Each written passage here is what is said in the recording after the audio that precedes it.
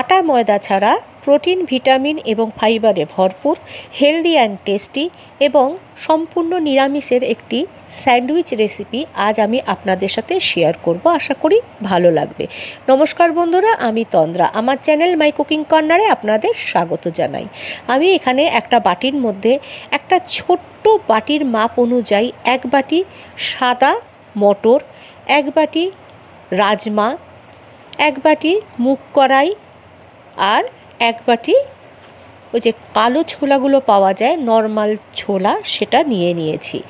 তারপর এর মধ্যে মিশিয়ে দিচ্ছি ওই একই বাটির 2 বাটি চাল। এটা ইডলি বা ধোসা করার চাল, যে কোনো আতপ চাল নিলেই হবে বা সেদ্ধ চাল নিলেও কোনো সেরকম অসুবিধে নেই। ভালো করে ধুয়ে নিয়েছি, এগুলোকে 3-4 বার পরিষ্কার করে ধুয়ে নিয়েছি। তারপর এর মধ্যে পরিমাণ মতো জল দেব। জলের কোয়ান্টিটিটা একটু বেশি দিতে হবে, কারণ এগুলো বেশ ফুলবে।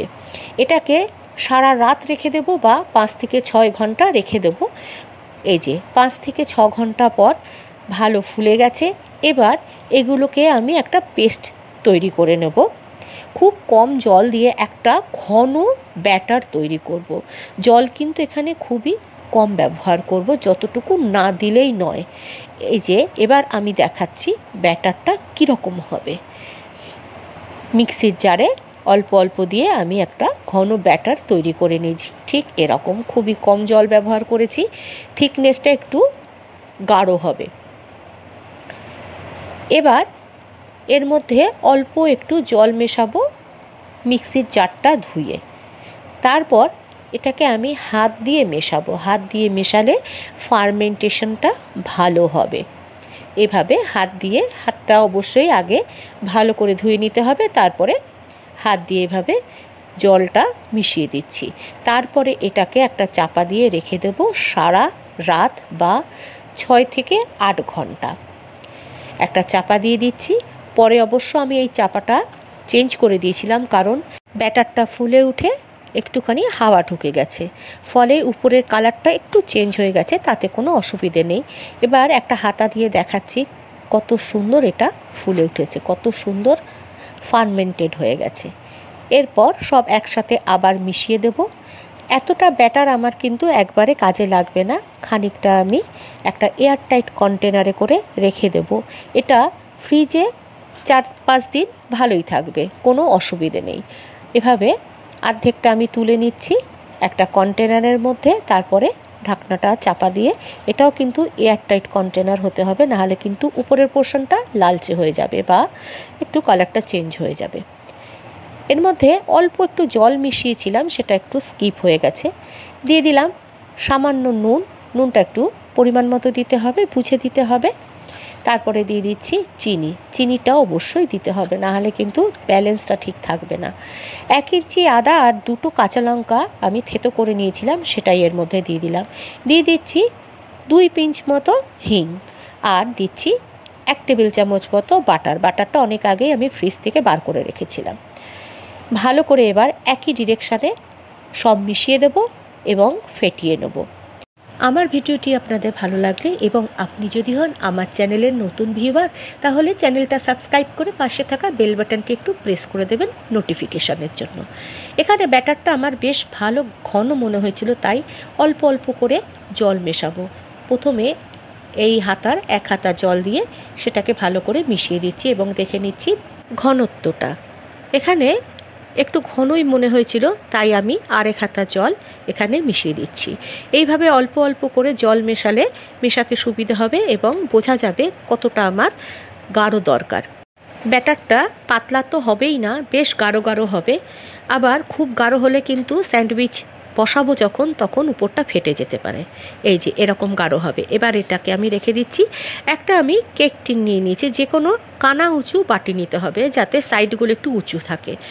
বাটিটার মধ্যে আমি তেল মাখিয়ে নিয়ে একটা বাটার পেপার দিয়ে নিয়েছি। তারপরে এই ব্যাটার থেকে হাফ ব্যাটার এর মধ্যে দিয়ে দেব।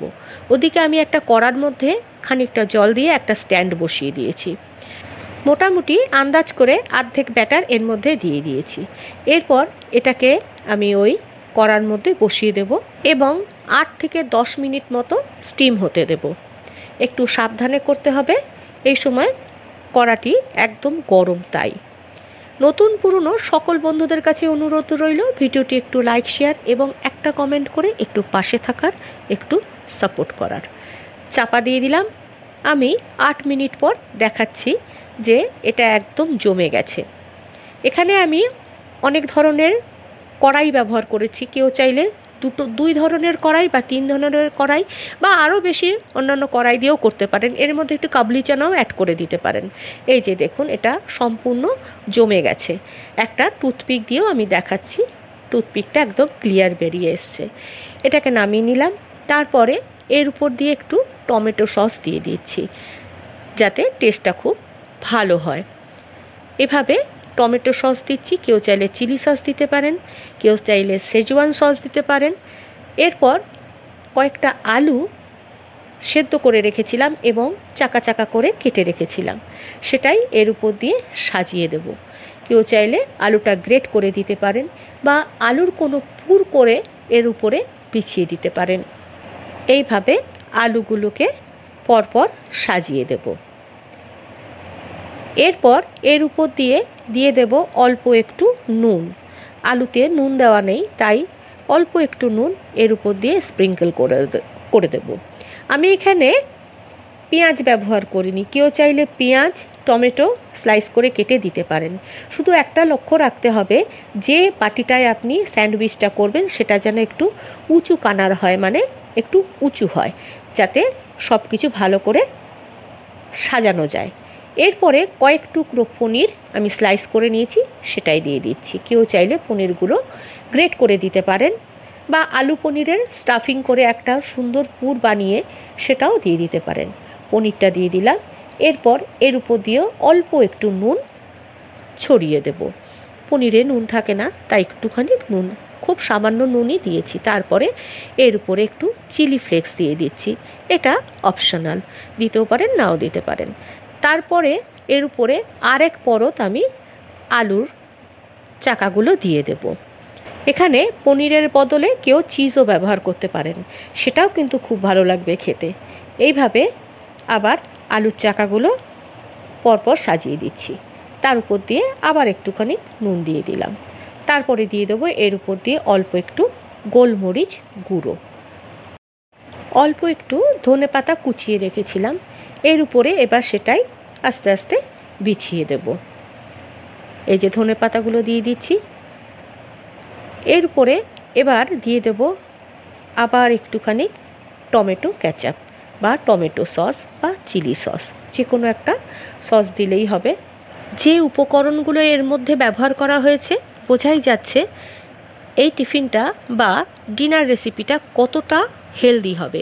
এর মধ্যে আমি অল্প একটু বাটার ব্যবহার করেছি, কেউ চাইলে বাটারটা স্কিপ করতে পারেন। এভাবে টমেটো কেচাপটা দিয়ে দিলাম। তারপরে এর উপর দিয়ে আবার যে বাদ বাকি ব্যাটারটা ছিল সেটা সমানভাবে ছড়িয়ে দেব। এইভাবে সমানভাবে দিয়ে দিচ্ছি।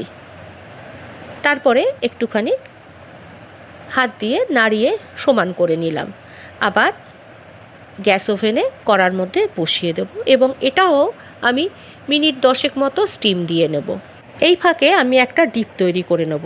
একটা মিক্সির জারের মধ্যে 60 থেকে 70 গ্রাম মতো পনির নিয়ে নিয়েছি টুকরো টুকরো করে। তারপর এর মধ্যে 4 থেকে 5 টেবিল চামচ মতো ফ্রেশ টক দই মিশিয়ে দেব। দইটা অবশ্যই ফ্রেশ হতে হবে এবং গাঢ় হতে হবে, নাহলে কিন্তু টেস্টটা ভালো আসবে না। এরপর এর মধ্যে দিয়ে দেব 1 টিস্পুন মতো চিনি। চিনিটা এখানে দিতেই হবে ব্যালেন্স করার জন্য, টেস্টটাকে ব্যালেন্স করার জন্য। দিয়ে দেবো স্বাদ মতো নুন, নুনটা বুঝে দিতে হবে। এরপর এটাকে মিক্সিতে একটা পেস্ট তৈরি করে নেব। তারপর একটা বাটির মধ্যে ঢেলে নিলাম। এই যে দেখুন কত সুন্দর দেখতে লাগছে। এরপর এর মধ্যে মিশিয়ে দেব অল্প একটু গোলমরিচ গুঁড়ো। কেউ চাইলে এখানে একটু চিলি ফ্লেক্স দিতে পারেন। এভাবে মিশিয়ে এটাকে রেখে দেবো। এদিকে আমার 10 মিনিট মতো হয়ে গেছে, স্যান্ডউইচ আমার তৈরি। এই যে খুলে দেখাচ্ছি, একদম সেট হয়ে গেছে। এবার এটাকে নাবিয়ে একটু ঠান্ডা করে নেব। একটা টুথপিক দিয়ে দেখাচ্ছি, এই যে দেখুন একদম ক্লিয়ার বেরিয়ে এসছে, মানে এটা ভালো মতো সেট হয়ে গেছে। এটাকে নাবিয়ে ঠান্ডা করে নিয়েছি। এরপর এর চারধারটা একটা ছুরির সাহায্যে ভালো করে আলগা করে নেব। এইভাবে চারিদিকটা ভালোভাবে আলগা করে নিলে এটা সুন্দর খুলে বেরিয়ে চলে আসবে। এভাবে আলগা করে নিচ্ছি। এবার এটাকে একটা থালা দিয়ে আপসাইড ডাউন করে নিলাম। তারপরে এটাকে তুলে নিলেই সুন্দর স্যান্ডউইচ আমার তৈরি।